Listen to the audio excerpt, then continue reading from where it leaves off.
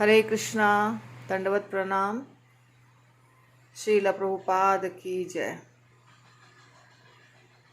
बहुत लोगों के दिमाग में ये प्रश्न उठता है कि किसको गुरु बनाएं, कौन सा रास्ता सही है, कौन सा रास्ता हमें भगवान के पास लेके जाएगा, कौन सा रास्ता है जो मृत्यु के बाद हमारी अच्छी गति देगा।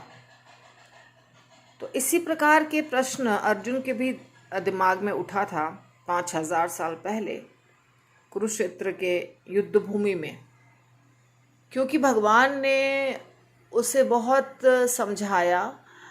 11 चैप्टर्स खत्म हो गए भगवत गीता के, और अर्जुन के प्रश्न उत्तर चल ही रहे थे।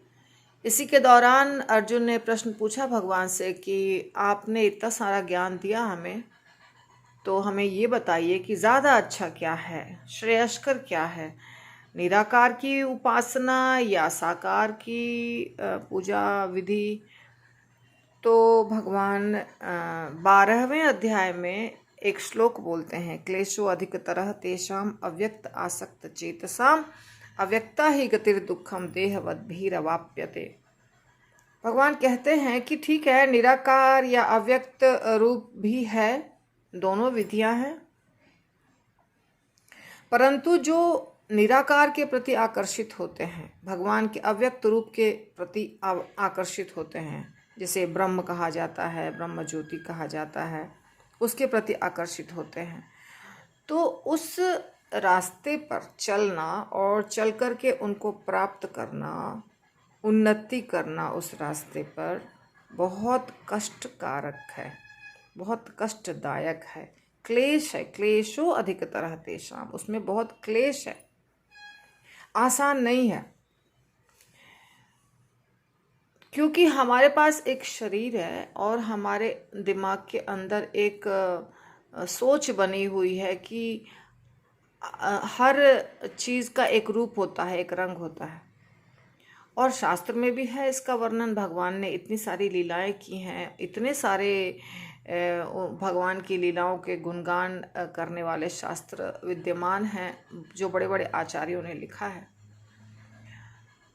यहाँ तक कि भगवान ने बहुत सारी लीलाएं की हैं जब वो अर्चा विग्रह के रूप में होते हैं। अर्चा विग्रह ने बहुत सारी लीलाएं की हैं। तो ऐसे में अगर हमें कहा जाए कि तुम ऐसे पर ध्यान करो जो जिसका कोई रूप रंग नहीं है, तो एक मनुष्य के लिए कठिन है। प्रभुपाद ने बहुत अच्छा समझाया है इसके अंदर। तो जो अचिंत्य अव्यक्त निराकार स्वरूप के रास्ते का अनुसरण करते हैं उसे ज्ञान योगी कहा जाता है, और ज्ञान योग कठिन है ऐसा भगवान स्वयं बता रहे हैं कि वो दुख देने वाला, अव्यक्ता ही गतिर दुखम। परंतु यदि हम अर्चा विग्रह की सीधे साधे तरीके से सेवा करते हैं, उनको भोग बना करके भोग लगाते हैं, उनको हार बना के पहनाते हैं, उनका अभिषेक करते हैं, मंदिर की परिक्रमा करते हैं, और जो भगवान उच्छिष्ट देते हैं वो प्रसाद के रूप में हम पाते हैं, उनके नाम का जप करते हैं, उनके लीलाओं को सुनते हैं, हम सत्संग में या प्रवचन में उनके लीलाओं का हम श्रवण कीर्तन मनन सब करते हैं। तो ये बहुत आसान है, ये कठिन नहीं है। तो इसलिए भगवान भी आसान विधि जो है उसको ही रेकमेंड कर रहे हैं, उसी के ऊपर जोर डाल रहे हैं और कह रहे हैं कि निराकार वाला पथ क्लेशदायक है, कष्टदायक है। तो इस प्रकार साकार पूजा, मूर्ति जो होती है मंदिर में, वो रियल में कृष्ण ही हैं और भगवान ही हैं, अवतार हैं। अर्चा विग्रह एक प्रकार का अवतार होता है।